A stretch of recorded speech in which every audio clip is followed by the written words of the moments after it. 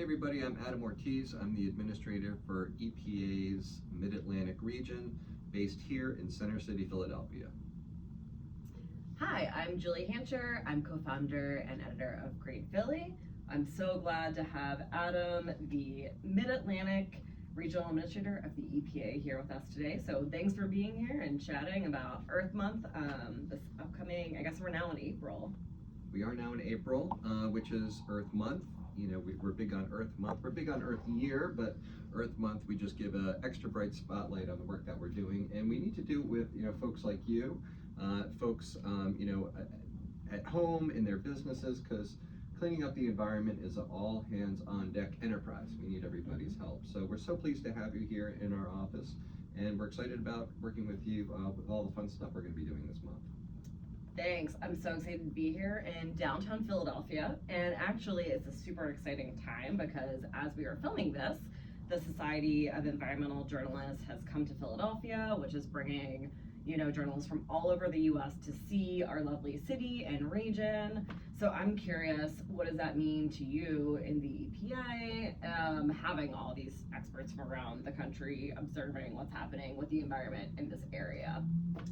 Well, we really welcome SEJ being here. It's a really important organization, and as I think you know, Julie, we take our relationships with journalists and with the media very seriously because there's important stuff happening. It needs to be communicated, and folks should understand the things that we're working on, how we're approaching them, but also the more information they have, the more empowered they are to engage with us. The Biden administration, and this isn't just EPA, this is all across the Biden administration, is it's a very different relationship that we're engaging in than the previous administration. We're highly transparent, from everything from taking interviews to FOIA requests. Earlier today, the administrator of EPA, Michael Regan, spoke to the big room of folks and emphasized that when we came in the Biden administration, just FOIA requests, that's for folks at home, freedom of information requests. So this is a sunshine law where anybody can write a letter and say, hey, I want more information to know what you're doing, what you're working on, or some documents that you have in the government, and we're required to share that information unless it's something highly privileged or sensitive.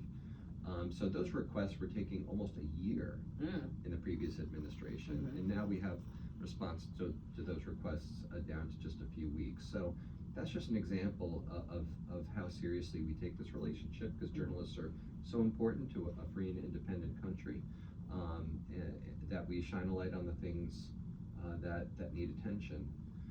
The other thing is that we try to bring reporters along too. We've been out in the field many times, and I've in going from community to community, behind the scenes, in front of the scenes, just so folks can see how we're engaging. Because people should know we work for you. We work for the people of this country, and they should know what we're up to and how we're doing it. Not just because they're paying for us to do this work, but also the more information that they have, the better feedback that they can give, so we can be more responsive. That's great. And I know yesterday I got to lead a really great tour around the city of Philadelphia, embracing our waterfront and really educating people from across the U.S. about our water systems, from how we treat drinking water to the history with Ben Franklin, and how they actually covered one of the rivers or local creeks for the streets and infrastructure. Are you involved at the SEJ conference, and are you doing anything this week as well? Yeah, so yesterday, while you were showing folks around Philadelphia, I was in Maryland, in part of the upper Chesapeake, the actual Chesapeake, not the watershed, but the actual part of Chesapeake around Havre de Grace, Aberdeen, and some of the communities where the Susquehanna River hits the bay. So I gave an overview with some other panelists about the state of restoration of the Chesapeake, the role that Pennsylvania plays. So here in Philadelphia, we're not in the Chesapeake watershed, we're in the Delaware River watershed, but really the vast bulk of the center part of the Commonwealth drains into the Chesapeake. So I provided an update on our 41 years working on the Chesapeake Bay, in partnership with Pennsylvania, New York, Maryland, Virginia, and the other states that are involved. and just being realistic, to your previous question, realistic about, hey, these are the challenges that we have, these are the things that we're working on, but these are the areas where we're learning and making progress. And as you'd imagine, journalists are smart, well-studied people, so we had a lot of questions and a good engagement, and then we went out in the field, and we went to farms. We took a look at invasive species from a local stream, and we went to a research center and the Conowingo Dam, which captures a lot of the pollution coming upstream. So I was busy yesterday too, but I'm sorry I missed your tour. I would have loved to take it. It's okay. I wanted to go on all the other tours as well, so we can trade notes later. All right. And I also know you're just talking about the Chesapeake, and obviously Philadelphia's in the Delaware River watershed, which we love and talk about all the time with Green Philly. So I'm curious, we're in an urban environment right now, but how can people think about the waterways, even if you don't see necessarily the ocean or the Chesapeake Bay? What's important regardless of where you are in the city or region? What do you think about this? And just, how people should approach their watersheds? Right, well, the environment is all connected, right? So everything is connected to everything else, and people may have never been to the Chesapeake Bay or never have been to certain parts of the Delaware, but there's a local stream, or there's some way to connect, and that stream is connected to where we are right now. Wherever you are, there's a roof, there's a sidewalk, there's a park, where when it rains, stormwater runoff goes into a local storm drain or a creek, and then goes to a larger body. So one of the things that's great about the environment is that we can all have an impact immediately and personally, and to just be mindful of, like, hey, my little corner of the world, whatever it is, an apartment or a townhome or a home, that there's impacts in stormwater runoff from that facility. So can you talk to a property manager about ways that perhaps stormwater can be controlled a little bit better, the way that you get rid of your waste, all those things make a big difference. So no matter where we are, we're in the environment, and we're doing things, so we have an impact, good or bad. And if people can just pause for a second and think, oh, hey, is there something I can do to take care of our environment, that can make a big difference. That's such a great point. And even saying, on your street, if you're in the city of Philadelphia, I live in Fishtown, and even saying our stormwater is directly connect and empty into the waterways is such a interesting and important point to remember. Which also brings me to, it's Earth Month, thinking about how we're all connected and how water and, the environment is just connected overall. What does Earth Month mean to you, being the administrator of the EPA? Well, it has a lot of layers of meaning. The first Earth Day was in 1970, was also when EPA was created. And a suite of important environmental laws went into effect in the early 70s. The 70s get a bad rap as a decade overall, but some great things happened in the 70s. So Earth Day, Earth Month is really part of the same movement and the culture that created this agency, and created all of us doing the work here in the regional office. So there's a very close connection, and it's and unlike some of the other agencies, EPA was created in response to citizen organizing and activism, and that's different from Department of the Treasury or Army, great institutions as well. So there's a really close connection with communities and people who care with the work that we do, and that's why transparency is so important, because we know people are heavily invested, heavily engaged. It matters. So we feel that it's a day that we have to shine a spotlight, celebrate the work that we have, engage and empower more people, and be even more present. So that's why we're hosting our environmental summit. It's virtual, so folks can tune in from the desktop on the 16th, and that's why we're engaging in stuff with you. I know you're going to talk about it a bit, so I won't steal your thunder, and that's why we wanted to be with you today to help celebrate with the folks listening. Yeah, that's great. Great to hear about your upcoming conference the summit that you'll be having. And yeah, we'll be having Eco Fair on April 27th that we're very excited you'll be a part of. So I know we'll also be right on the waterfront. What do you want people to know during the month of April with, what the EPA is doing, or how you're really engaging with those communities that care about their local environment? Well, I would say that we're more engaged than ever, and we've always been a pretty engaged agency. But the President Biden has done a great job fighting to get us the resources that we need to fully do our work. So, as we were talking about, the agency was created in the 70s, and by 1978, 1979, we had about almost 18,000 employees across the country, working together to, clean up the country. But the staffing really took a big hit in the 80s and then again in the 90s, and we were chopped down about 25 or 30%. So only now, under the president's leadership and partners in Congress, are we really getting up to the full complement to really, try to carry out our work with the urgency that we need. And gosh, what an urgent time.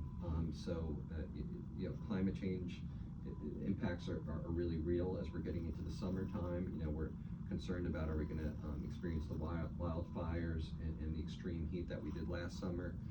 So it's really important that we stay in communication, we continue to up our game.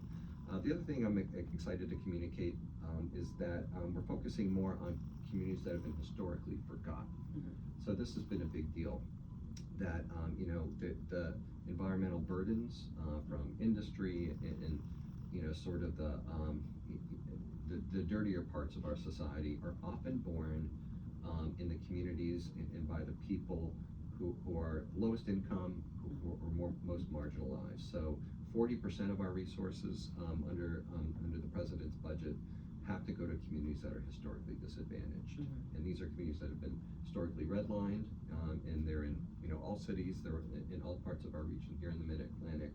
And to make sure that we're investing to correct these actions, that we're enforcing with the vigor that we should, but also that we're showing up. It's important that we go to those communities, walk the streets with people there, listen to the leaders, and figure out how we can work together in a way that's most responsive to them.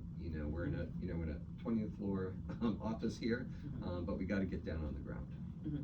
And what does that mean, if you're successful in engaging those communities and helping with the environmental justice issues that you're talking about? I mean, what does the future in an optimistic way look for you? Well, it's a few different things. It's important that we deliver.